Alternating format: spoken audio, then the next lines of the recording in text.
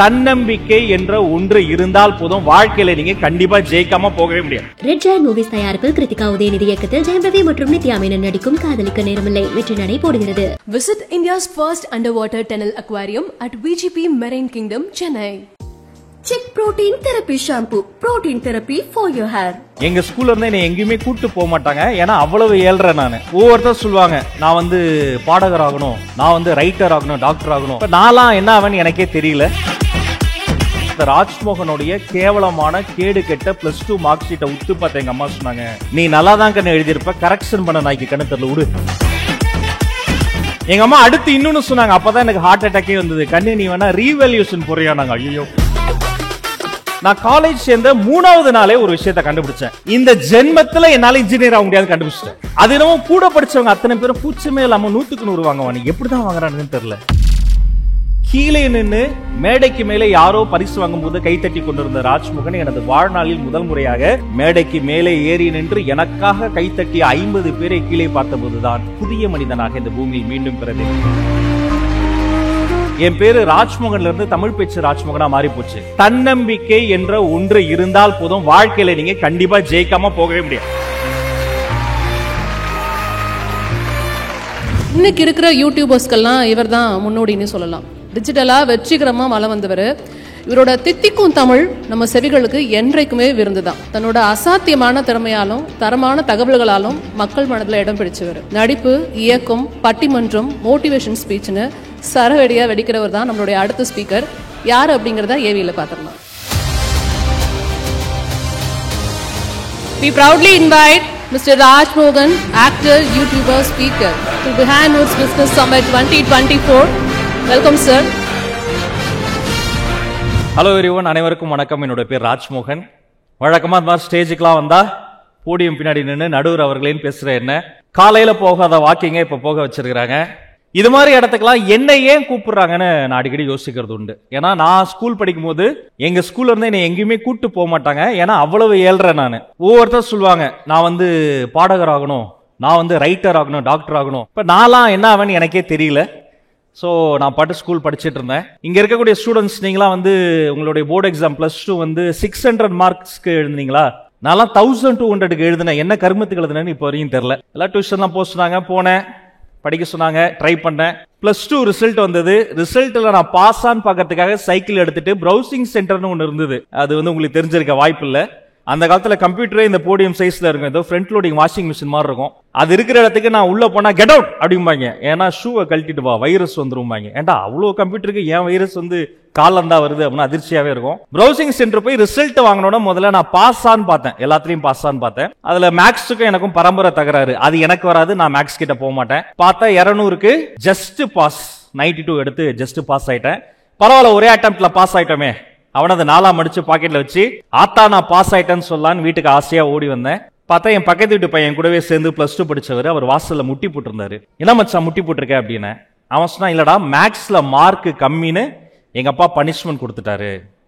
அப்ப எனக்கு ஒரு ஆனந்தமா இருந்தது. பரவாயில்ல, நம்ம கம்பெனிக்கு ஒருத்தர் இருக்கா. ஏன்னா நானே 200க்கு 92, நம்மளை விட கேவலமா ஒருத்தன் வாங்கியிருக்கானால தான் பனிஷ்மெண்ட் கொடுத்துருக்காங்கன்னு. நான் கேட்டேன், எவ்வளவு மச்சான் மார்க் அப்படின்னு. அவன் சொன்னா 200க்கு 192, அதுக்கே பனிஷ்மெண்ட் வாசல்ல முட்டி போட்டிருக்கான். எப்படி இருக்கும் பாருங்க. நேரா உள்ள போனேன், என் மார்க் ஷீட் எடுத்து என் அப்பா அம்மா முன்னாடி வச்சேன். எங்க அம்மா அப்படியே பார்த்துக்கிட்டே இருந்தாங்க. என்னை போன்ற பேச்சாளர்கள் வெளியில் பேசும்போது அம்மாவை பத்தி, பெண்களை பத்தி ஏன் பெருமையா பேசுறோம்னா, இந்த ராஜ்மோகனுடைய கேவலமான கேடு கெட்ட +2 மார்க் ஷீட்டை உத்து பார்த்த எங்க அம்மா சொன்னாங்க, நீ நல்லா தான் கண்ணு எழுதியிருப்ப, கரெக்ஷன் பண்ண நாய்க்கு கண்ணு தெரியல, விடு அப்படின்னாங்க. தாய் பாசம். எங்க அம்மா அடுத்து இன்னொன்னு சொன்னாங்க. அப்பதான் எனக்கு ஹார்ட் அட்டாக்கே வந்தது. கண்ணு நீ வேணா ரீவேல்யூஷன் போறியா? நாங்க ஐயோ. எழுதுனேன், எனக்கு தெரியும் சார், நான் 50க்கு தான் எழுதினேன். யாரோ ஒரு புண்ணியவா எக்ஸ்ட்ராவா கிரேஸ் மார்க்லாம் போட்டு என்னை பாஸ் ஆக்கி விட்டுருக்காரு. நம்ம விடுவோனா, அம்மா 12 வருஷம் நீ போட்டு கொடுத்த பூஸ்ட், போன்விட்டா, டீ காஃபி அதெல்லாம் எடுத்துக்கிட்டு டியூஷன் சென்டர் போய் படிச்சு எழுதி வராத மார்க் 450 ரூபா கட்டி ரீவேல்யூஷன் வந்தா நம்ம பரம்பரைக்கு அசிங்கமா? வேண்டாம் அப்படின்ட்டு. எங்க அம்மா வந்து ஒரு ஜவானுடைய பொண்ணு, ரொம்ப டஃப் லேடி. என்னன்னாலும் பாத்துக்கலாம், எங்க இந்த மேனேஜ்மெண்ட்ல சீட் வாங்கிடுவோம். இவனுக்கு இன்ஜினியரிங் எவ்வளவு சொல்லுவாங்க, ஐடினா எவ்வளோ, சிஎஸ்சினா எவ்வளோ, இஸ்ரோல எவ்வளவு கேட்பாங்க, நாசால எவ்வளவு கேட்பாங்க. எங்க அம்மா நாசாங்கிறது ஒரு இன்ஜினியரிங் காலேஜ்னு நம்பிக்கிட்டு இருக்கு. எங்க அப்பா ஒண்ணுமே சொல்ல, ஒரு வார்த்தை சொல்ல, ரொம்ப நேரம் கழிச்சு தனியா கூப்பிட்டு வாடாருப்பா ஒரே ஒரு டைலாக் சொன்னார். மகனே, நீ யாருன்னு எனக்கு தெரியும், நான் யாருன்னு உனக்கு தெரியும். உனக்கு படிப்பு வரல, வேணா காசு தரேன், நீ ஒரு சின்னதா ஒரு கடை போடு, பிசினஸ் பண்ணு, இல்ல ஒரு BA தமிழ் படி, விஸ்காம் சேரு அப்படின்னு சூப்பரான ஐடியா கொடுத்தார். பட் அந்த வயசுல அப்பா சொல்ற எந்த நல்ல ஐடியாவும் நமக்கு பிடிக்காது தெரியுமா? டோன்ட் அண்டர் எஸ்டிமேட் மீ அப்படின்னு சொல்லி பஞ்ச் டயலாக்லாம் பேசி வீட்டில் இருந்த மொத்த காசை கொண்டு போய் சென்னைக்கு மிக அருகில் ஒரு இன்ஜினியரிங் காலேஜில் சேர்ந்துட்டேன். சிரிச்சவங்க அத்தனை பேரும் இன்ஜினியரிங் காலேஜில் சேர்ந்து பாதிக்கப்பட்டவங்க. இன்ஜினியரிங்கும் டெங்கும் ஒண்ணு தெரியுமா? முதல்ல சிம்டம்ஸ் எதுவுமே தெரியாது. போக போக ஒவ்வொரு சிம்டமா ஸ்டார்ட் ஆகும்.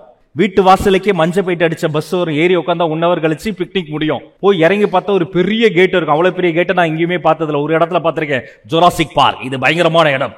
உள்ள நுழைஞ்ச உடனே ஃபர்ஸ்ட் சந்தோஷமா இருந்தது. ஏன்னா கலர் ட்ரெஸ், 12ஆம் கிளாஸ் வரைக்கும் அந்த யூனிஃபார்மை போட்டு கண்ணை வச்சு போய் ஐடி கார்டு ஃபுல்லா ஃபார்மல்ஸ், ஷூஸ், ஒரு புக்கு கொடுத்தாங்க.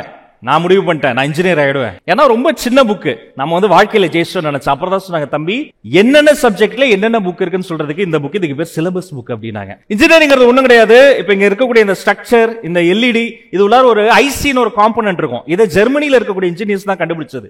இப்போ வரைக்கும் அங்க இருந்து தான் நம்ம இம்போர்ட் பண்றோம் இந்த ஆடியோ அக்கோஸ்டிக்ஸ்லாம். இங்க இருக்கக்கூடிய ஸ்ட்ரக்சர், இல்ல இருக்கக்கூடிய பீம், இந்த ஸ்பீக்கர், இது உள்ளார இருக்கக்கூடியதெல்லாம் ஒரு இன்ஜினியர் கண்டுபிடிச்சிருப்பாரு. அதிகபட்சம் இன்ஜினியரிங் சேர்ந்தீங்கன்னா 3வது வருஷத்துக்குள்ள எதையாவது இனோவேட் பண்றவங்க தான் இன்ஜினியர். ஏதாவது கண்டுபிடிக்கணும். நான் காலேஜ் சேர்ந்த 3வது நாளே ஒரு விஷயத்தை கண்டுபிடிச்சேன். கைத்தட்ட மாட்டீங்களா? 3வது நாளே ஒன்று கண்டுபிடிச்சேன். அது என்னன்னா, இந்த ஜென்மத்துல என்னால இன்ஜினியர் ஆக முடியாது கண்டுபிடிச்சிட்டேன். அது என்னவோ கூட படிச்சவங்க அத்தனை பேரும் கூச்சமே இல்லாம 100க்கு 100 வாங்குவாங்க. எப்படிதான் வாங்குறானுன்னு தெரியல. ஏன் ஒரு மார்க் கம்மியா வாங்கினா என்ன கோச்சுப்பாங்களா? Any engineers in the house? Any engineers?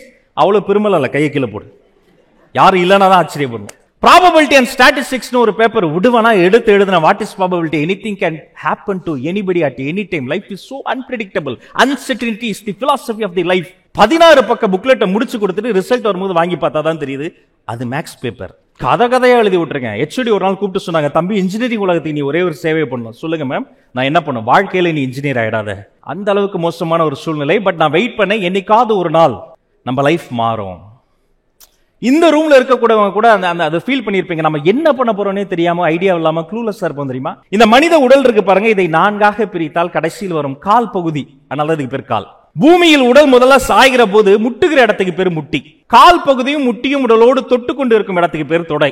உடலை 2ஆ பிரிச்சா இடையில வரக்கூடிய பகுதி இடை. கொஞ்சமா சாப்பிடணும், கொஞ்ச நேரம் தான் சாப்பிடணும், அது கொஞ்ச நேரம் தான் இருக்கணும். வயிறு. இதமான காதல் நினைவுகள்லாம் இருப்பதால் இதன் பேர் இதயம். சொல்லும் போதே இதமா அப்படியே சொல்லிங்க. மொத்த உடலுக்கு ஒரு தலைவர் வேணும் இல்லையா? ஆர்டர் போட்டுக்கிட்டே இருக்கணும். அந்த தலைவரின் பேர் தலை. தலைவனையும் உடலையும் இழுத்து வைத்திருக்கிற இடத்துக்கு பேரு கழுத்து. தலைக்கு மேல ஒண்ணுமில்ல, முடிச்சுக்க, நல்லதுக்கு பேரு முடி. 36 லட்சம் ஆண்டுகள்ல டைனோசரஸ் அழிஞ்சு போச்சு, பல உயிரினங்கள் அழிஞ்சு போச்சு. மனிதன் மட்டும் 36 லட்சம் ஆண்டுகளாக திரும்ப வாழ்ந்துகிட்டே இருக்கும், தப்பிச்சுக்கிட்டே இருக்கிறோம். அது காரணம் என்ன தெரியுமா? வெளியில் தெரியாத ஒரே ஒரு விஷயம் தான் மனிதன் வாழ்வதற்கு காரணம். அதற்கு பெயர் தான் தன்னம்பிக்கை என்ற ஒன்று இருந்தால் போதும், வாழ்க்கையில நீங்க கண்டிப்பா ஜெயிக்காம போகவே முடியாது. Self confidence. நான் காலேஜ் படிக்கும் போது இப்பெல்லாம் வந்து நிப்பேன்னு சொல்லியிருந்தா எல்லாம் சிரிச்சிருப்பாங்க. நான் வெயிட் பண்ண ஒரு நாள் வரும், நான் யாருன்னு இந்த காலேஜ் காட்டலான்னு வெயிட் பண்ண. அந்த நாள் வந்தது. அந்த நாளுக்கு பேர் தான் காலேஜ் கல்ச்சுரல்ஸ். இந்த சிம்போசியம் கல்ச்சுரல்ஸ்லாம் வந்தா நமக்கு அவ்வளவு சந்தோஷமா இருக்கும் தெரியுமா? அங்க படிப்பு தேவையில்லை, பேச்சு போட்டி, பாட்டு போட்டி, ஆட்ஸப், நீங்க வந்து பேப்பர் பிரசன்டேஷன் பண்ணலாம்.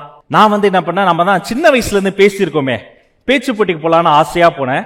ஒரு 10 பேர் வருவாங்க, ஒரு பிரைஸ் வாங்கிடலான்னு ஆசையா அங்க போனேன். அன்னைக்குன்னு பார்த்தா 64 பேர் வந்திருந்தாங்க. இந்த படிக்கிற கோஷ்டி படிப்போட விட மாட்டானுங்க. பேச்சு போட்டிக்கு வருவானுங்க, ரன்னிங் ரேஸுக்கு வருவானுங்க. டே, நான் இன்னைக்கு அது படிக்க வந்திருக்கேனாடா? இல்ல, டஃப் தருவானுங்க. அதே மாதிரி நான் என்ன தலைப்பு கொடுத்தாலும் ஒரு பிளான் போட்டேன். ஐ வில் டாக் அபவுட் ஐயா அப்துல் கலாம். ஈஸியா பிரைஸ் வாங்கிடலாம், அவரை பத்தி நிறைய படிச்சிருக்கோம். என் டோக்கன் நம்பர் 44. எனக்கு முன்பு பேசிய 43 பேரும் அன்னைக்கு அப்துல் கலாம் பத்தியே பேசினாங்க. இதுக்கு மேல அவரே பிறந்து வந்தா கூட அவருக்கு பேசுறதுக்கு பாயிண்ட் இருக்காது. அப்ப நிலைமை யோசிச்சு பாருங்க. அதே மாதிரி மேல வந்த உடனே ஸ்பீக்கர்ஸ் எல்லாம் பேச மாட்டாங்க தெரியுமா? அப்படி பில்டப்பா வருவானுங்க, திருவிளையாடல் சிவாஜி மாதிரி. வந்தவன ஆரம்பிப்பாங்க, தாமரை போல இருக்கக்கூடிய நடுவர் அவர்களே. ஏன்டா கத்துற? முன் வரிசையில் இருக்கவங்களாம் முகத்தை தொடச்சுக்கிட்டே இருப்பாங்க, சலூன்ல ஸ்ப்ரே அடிச்ச மாதிரியே இருக்கும். என்னன்னா அவர் கோபமா பேசுவாராம். நமக்கு இதெல்லாம் வராது. நம்ம டேர்ன் வந்தது. இப்ப என்ன பண்றேன், என்னோட சிந்தனை ஓட்டத்தை கலாம்ல இருந்து காந்திக்கு மாத்திக்கிட்டேன். மேல போனேன். நீங்கள் கண்ட மாமனிதர் அப்படி ஏதோ ஒரு டாபிக் கொடுத்தாங்க. உடனே பேசணும். மத்தவங்க மாதிரி பண்ணாம வித்தியாசமா எதையாவது பண்ணலாம் நான் யோசிச்சு இப்படி ஆரம்பிச்சேன். ஒரு ஊரில் ரயில் ஓடிக்கொண்டு இருந்தது அப்படின்னு ஆரம்பிச்சேன். ஜட்ஜெல்லாம் நிமிர்ந்து பார்த்தாங்க, யார் இந்த லூசு? தம்பி, இது பேச்சு போட்டி. தெரியும் சார், பேசு. ஒரு ஊரில் ரயில் ஓடிக்கொண்டு இருந்தது. ரயில் ஓடிய ஊரின் பெயர் தென்னாப்பிரிக்கா. ரயிலுக்குள் இருந்தது இந்திய இளைஞன். அவர் கண்களில் கனவு இருந்தது, பை நிறைய புத்தகம் இருந்தது, கைகளில் ஃபர்ஸ்ட் கிளாஸ் பயணச்சீட்டு இருந்தது. இருந்த போதும் அவரது உருவம் பார்ப்பதற்கு என்னை போல கருப்பாக இருந்தது. அவர் கருப்பாக இருந்த ஒரே காரணத்தால் கழுத்தை பிடித்து கீழே தள்ளினார்கள். கீழே விழுந்த மனிதனின் பெயர் மோகன்தாஸ் கரம்சந்த். நிறவெறிக்கு எதிராக அங்கு எழுந்து நின்ற மனிதனின் பெயர் மகாத்மா காந்தின்னு ஆரம்பிச்ச உடனே எல்லாரும் என்னை பார்த்து கை தட்டினாங்க. புடிச்சிட்டேன். இன்னைக்கு ஃபர்ஸ்ட் பிரைஸ் நாம தான். கிரானாலஜிக்கல் ஆர்டர்ல அப்படியே காந்தியை பத்தி கடகடன்னு சொல்லிக்கிட்டே வரேன். திலையாடி வள்ளியம்மை தென்னாப்பிரிக்கா இந்தியாவுக்கு வராரு. பாரிஸ்டர் பட்டம், பண்டிதர் நேரு, அண்ணல் அம்பேத்கர், சுபாஷ் சந்திரபோஸ். 47ல இண்டிபெண்டன்ஸ் கிடைச்சப்பையும் அவர் உண்ணாவிரதம் இருந்த அந்த பாயிண்ட நான் சொல்லும்போது 3வது ரோல ஒரு பொண்ணு துப்பட்டாவை மூடிக்கிட்டு அழுது, இந்த அண்ணன் என்னமா பேசுற, முடிவு பண்ணிட்டேன் ஃபர்ஸ்ட் பிரைஸ் நமக்கு தான்டா, ஜெயிஸ்டோன், பினிஷிங் வரேன். அப்படிப்பட்ட உத்தமர் மாமனிதர் மகாத்மா காந்தி எல்லாரும் என்னைய பார்த்துக்கிட்டு இருக்காங்க. தியான மண்டபத்தின் வெளியே நடந்து வந்து கொண்டு இருக்கிறார். அவருக்கு எதிரிலேயே துப்பாக்கியை தூக்கி கொண்டு, சட்டுன்னு எனக்கு கோட்ஸே பேரு மறந்து போச்சு. துப்பாக்கியை தூக்கி கொண்டு, வாயில கோட்ஸே வரமாட்டேங்குது. துப்பாக்கியை தூக்கி கொண்டு அப்படியே நிக்கிறேன். பின்னாடி இருந்த எச்சோடி, தம்பி சுடுடா சுடுடான்றாங்க. எனக்கு கை நட்டுங்குது, வேர்த்து கொட்டுது. நாம எதையாவது மறந்துட்டா சார் லேசா கண்ணை மூடி யோசிப்போம்ல. நான் கண்ணெல்லாம் முடிப்பெல்லாம் சமாளிக்கிறேன். ஒரு சைடு பிரெயின் சொல்லுது, டே கொன்னவன் பேரு கோல தான் ஸ்டார்ட் ஆகும். இன்னொரு சைடு பிரெயின் கேக்குது, சிர்ரா கொன்னவன் பேரு கோல ஸ்டார்ட் ஆகும்னா கொன்னது கோவிந்த் சாமியா கோபால் சாமியா தெரியலையே. சிம்பிள் வார்த்தை வாயில வரல. எவ்வளவு நேரம் எப்படி நிக்கிறது, கை வலிக்குது, வேர்த்து கொட்டி, கண்கள் கலங்கி. எனது வாழ்க்கையின் கடைசி வாய்ப்பு நண்பர்களே. யாருமே கைத்தட்டல, அவமானம். அங்க இருந்து இறங்கிட்டேன். 17 வயசு, டிப்ரெஷன், மன உளைச்சல். என் காலேஜ் பின்னாடி ஒரு பாழும் கிணறு இருக்கு. மன உளைச்சல்ல கடகடன்னு ஓடி காலேஜ் பின்னாடி போய் அந்த பாழும் கிணத்தையும் தாண்டி போய் காலேஜ் கேண்டீன்ல முட்டை பப்ஸ் வாங்கி சாப்பிட ஆரம்பிச்சிட்டேன். எவ்வளவு பெரிய ஸ்ட்ரெஸ்ஸும் சாப்பிட்டா குறையும் தெரியுமா? பப்ஸ், ஃப்ரூட்டி, மென்டோஸ், அதுல அவ்வளவு சந்தோஷம் இருந்தது. இதுவும் போச்சே, நான் சாப்பிட்டுக்கிட்டு இருந்தேன். போட்டி முடிந்தது, ரிசல்ட் அனௌன்ஸ் பண்றாங்க. நல்ல ஜட்ஜஸ். ரிசல்ட் அனௌன்ஸ் பண்றது இது மாதிரி நான் ஸ்பீக்கர்ல கேட்டுக்கிட்டு இருந்தேன். ஜட்ஜு சொல்றாரு, எல்லாரும் நல்லா பேசுனீங்க, இருந்தாலும் ஃபர்ஸ்ட் இயர் ஸ்டூடெண்ட் ராஜ்மோகன் ஒரு சின்ன பையன் காந்தியை பத்தி வித்தியாசமா ஆரம்பிச்சு கிரானாலஜிக்கல் ஆர்டர்ல காந்தியை பத்தி கடகடன்னு சொல்லிக்கிட்டே கடைசியில காந்தி செத்த துக்கத்தை சொல்ல முடியாம அழுதுகிட்டே ஓடினாம் பாருங்க. அவனுக்கு தான் பரிசுட்டாரு. அதிர்ச்சியில பப்ஸ நான் முழுகிட்டேன். நம்ம கிருத்திகா மாதிரி தான் ஒருத்தங்க மைக்ல கத்துறாங்க, ராஜ்மோகன் எங்க இருந்தாலும் ஓடி வரும் இருமா, நானே முழுகிக்கிட்டு வந்துகிட்டு இருக்கேன். கேன்டீன் என்ன சொல்ல, டேய் ஓடுறா, உன் பேர் சொல்றடா, ஓடுற. மேல ஏறி எல்லாரும் கை தராங்க, நானும் கை கொடுக்குறேன். அந்த ஜட்ஜ் நல்லவர் சார். அப்பவும் கிட்ட, தம்பி தான் ஃபர்ஸ்ட் பிரைஸ் ஜெயிச்சிட்டியே, இன்னும் ஃபேஸ் ஒரு மாதிரி இருக்கு. நான் சொன்ன, சார் தொண்டை அடைக்குது சார் அப்படின்னு. அதுக்கு அவரு, ஏன்பா காந்தி அன்னைக்கு செத்த துக்கம் இன்னுமா தொண்டை அடைக்குதுன்னா இருப்பாருங்க. நண்பர்களே, 17 வயசு வரை கீழே நின்று மேடைக்கு மேலே யாரோ பரிசு வாங்கும் போது கைத்தட்டி கொண்டிருந்த ராஜ்மோகன் எனது வாழ்நாளில் முதல் முறையாக மேடைக்கு மேலே ஏறி நின்று எனக்காக கைத்தட்டிய 50 பேரை கீழே பார்த்த போதுதான் புதிய மனிதனாக இந்த பூமியில் மீண்டும் பிறந்தேன். 17 வயசுல இருந்தா நான் பிறக்க ஆரம்பிச்சேன். நெக்ஸ்ட் டே என் பேரு ராஜ்மோகன்ல இருந்து தமிழ் பேச்சு ராஜ்மோகனா மாறி போச்சு. பிரின்சிபல் கூப்பிட்டார். அதர் ஸ்கூல்ஸ், அதர் காலேஜஸ் எல்லாம் போய் பார்ட்டிசிபேட் பண்ண சொன்னார். மாவட்ட அளவில் என் கல்லூரிக்காக பரிசு வின் பண்ணேன். மாநில அளவில் பிரைஸ் வின் பண்ணேன். அப்பதான் விஜய் டிவில தமிழ் பேச்சு எங்கள் மூச்சு, தமிழ்நாட்டின் தலை சிறந்த பேச்சரருக்கான தேடலும் நிகழ்ச்சி நடந்தது. ஆசையா போய் கலந்துகிட்டேன். நான் ஒரு இன்ஜினியரிங் ஸ்டூடெண்ட், 0 மார்க்ஸ் வாங்கக்கூடியவன், லாஸ்ட் பெஞ்ச்ல இருக்கக்கூடியவன். தமிழ் பேச்சுல 38 மாவட்டத்தில் இருந்து லட்சக்கணக்கான போட்டியாளர்கள் பங்கெடுத்தாங்க. கிட்டத்தட்ட ஒரு ஆண்டு காலம் நடைபெற்ற அந்த போட்டியில 38 மாவட்டத்தில் இருந்து வந்த கிட்டத்தட்ட 1,00,000 போட்டியாளர்களையும் தோற்கடித்து தமிழ்நாட்டின் தலை சிறந்த பேச்சாளர் என்ற டைட்டில் வின்னராய் வந்தேன் என்பதை பணியோடு தெரிவித்துக் கொள்கிறேன். அப்ப என்ன கீ அப்படின்னா, தன்னம்பிக்கை ஒண்ணுதாங்க, வேற எதுவுமே கிடையாது. செல்ஃப் கான்பிடன்ஸ் இருக்க ஒரு ஐடியா, செல்ஃப் கான்பிடன்ஸ் இல்லாத ஒருத்தங்கிட்ட இருக்க ஐடியா, அது ரெண்டுல எதுன்னு பார்த்தா செல்ஃப் கான்பிடன்ஸ் இருக்க ஒருத்தங்கிட்ட இருக்க ஐடியா மட்டும் தான் ஜெயிக்க முடியும். வாழ்க்கையில பண்ணாத பிசினஸ் கிடையாது, பார்க்காத தோல்வி கிடையாது. புத்தக கண்காட்சிக்கு புக் வாங்கணுங்கிறதுக்காக போனா அங்க பார்த்தா பெரியார் திட்டல ஒரு புத்தக கண்காட்சி போட்டாங்க. அங்க கொஞ்சம் ரேட் கம்மியா இருந்தது. அங்க போய் 3 நாளா நான் ஸ்டால் போட்டு உட்கார்ந்துருக்கிறேன். 300 ரூபாய்க்கு தான் புக் வித்தது. கடுப்பாயிருச்சு. நான் போய் கோபப்பட்ட ஆர்கனைசர்ஸ்ட, சார் என்ன சார் நீங்க ஃபுட் இல்ல, ஸ்நாக்ஸ் இல்ல, டெல்லி அப்பளம் இல்ல, அப்புறம் எப்படி பாக்கிறதுக்கு வருவாங்க, புக்ஸ் வாங்குவாங்க. அவருக்கு கோபம் வந்துருச்சு. நீ வேணா ஸ்டால் போட்டுக்கையா, எனக்கு ரெண்ட் வேணானார். டக்குன்னு ஒரு அரேபியன் ஹட்டை போட்டு அவங்களோட ஈபி லைன்லயே எடுத்து ஒரு மைக்ரோவேவ் அவனை போட்டு எதையாவது நம்ம விற்கணுமே, என்ன பண்றது? சரி, அந்த ஏரியால டீ கடை இருக்குன்னு பார்த்தா டீ கடையே இல்ல. எக்மோர்ல கொஞ்சம் தூரம் தள்ளி போனா ஒரு டீ கடை, ரொம்ப பேடா டீ போட்டார். அந்த டீயை மனுஷனால குடிக்கவே முடியாது. அவர் டீ கடையை சாத்துற வரைக்கும் வெயிட் பண்ணி, சாத்துற பிறகு அவர்கிட்ட போய் பேசுறாங்க, உங்களுக்கு என்ன பிரச்சனை, ஏன் இவ்வளவு மோசமா டீ போடுறீங்க? அவர் என்னை பார்த்துக்கிட்ட, யோ உனக்கு என்னையா பிரச்சனை, நீ என்னையா இன்ஜினியரிங் முடிச்சுட்டு என்கிட்ட மோட்டிவேஷன் பண்ணிக்கிட்டு இருக்க? நான் சொன்னேன், அண்ணன் நான் ஒரு ஆப்பர்ச்சுனிட்டி தரேன் உங்களுக்கு, நான் ஒரு அட்வான்ஸா ஒரு கேஷ் தரேன், ஒரு கண்டெய்னர் தரேன். தண்ணி கலக்காம ஏலக்காய் போட்டு இஞ்சி தட்டி போட்டு நான் சொல்ற பதத்துல நாட்டு சக்கரை போட்டு எனக்கு ஒரு 100 டீ கொடுங்க, அட்வான்ஸா இருந்தாங்க, கேஷ் வச்சுக்கோங்க. அவர் அசந்துட்டார். சரி ஓகே 100 டீ கொடுத்தாரு. ஒரு டீ 5 ரூபாய்க்கு அவர்கிட்ட வாங்கினேன். இப்போ உள்ள கொண்டு போய் என்னுடைய அரேபியன் ஹட்ல அதே டீயை பேப்பர் கப்ல ஊத்தி என் தலைக்கு மேல ஒரு தொப்பி போட்டுக்கிட்டேன், கையில கிளவ் போட்டுக்கிட்டேன். தமிழ் மூலிகை தேநீர் 25 ரூபாய்க்கு வித்தேன். 2 நிமிஷம் கூட இல்ல, எல்லாரும் வந்து குடிச்சிட்டாங்க. அதுல ஒரு பப்ளிஷர் சொன்னார், தம்பி டீனா இது டீ, இந்த வெளியில ஒரு டீ கடைக்காரன் போடுறான், கழுத மூத்திர மாதிரி போடுறான் தம்பி, உன்கிட்ட வந்து கத்துக்கணும் தம்பினாரு. குடிச்சிட்டான். போடு. எனக்கு எதெல்லாம் பிடிக்குமோ விற்க ஆரம்பிச்சேன். வெங்கடேஸ்வரா போலீஸ் ஸ்டால் போனேன், டி நகர்ல போனேன். சார் எனக்கு ஹாட் பாக்ஸ் நிறைய எனக்கு போலி வேணும், இது தீர நான் ஆள் அனுப்பி உங்களுக்கு கொடுத்துட்டே இருக்கணும். ஒரு போலி 3 ரூபாய் 50 பைசாக்கு அங்க வாங்கினேன்.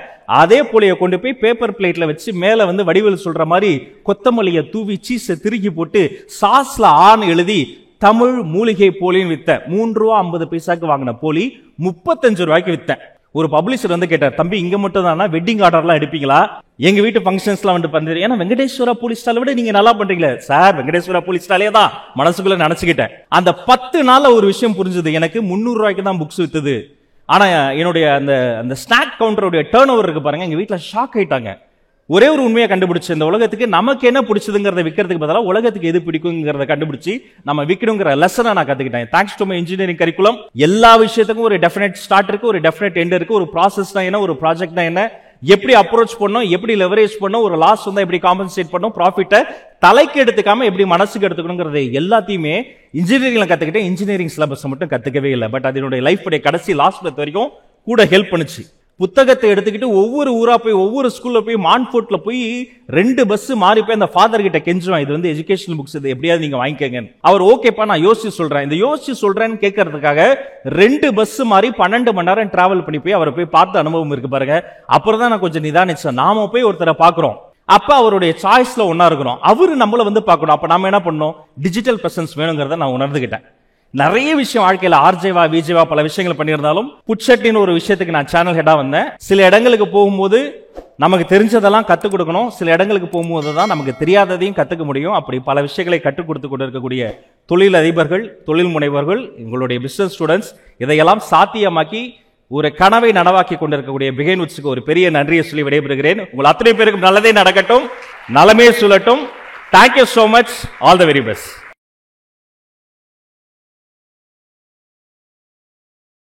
ரெட் ஜாயன்ட் மூவிஸ் தயாரிப்பில் கிருத்திகா உதயநிதி இயக்கத்தில் ஜெயம் ரவி மற்றும் நித்யா மேனன் நடிக்கும் காதலிக்க நேரமில்லை வெற்றி நடை போடுகிறது. Visit India's first underwater tunnel aquarium at VGP Marine Kingdom, Chennai. Chick Protein Therapy Shampoo. Protein therapy for your hair.